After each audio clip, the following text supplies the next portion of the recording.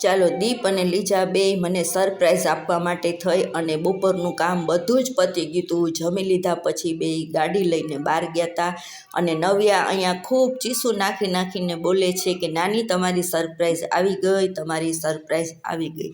નવુંને પણ ખબર હતી, મને ખબર નહોતી. પછી અહીંયા લીજાએ મને વાત કરી કે હું ને દીપ લેવા ગયા હતા અને હું અહીંયા બોક્સ ખોલું છું અને હસું છું ને વાત પણ કરું છું કે શું લાવ્યા એમ.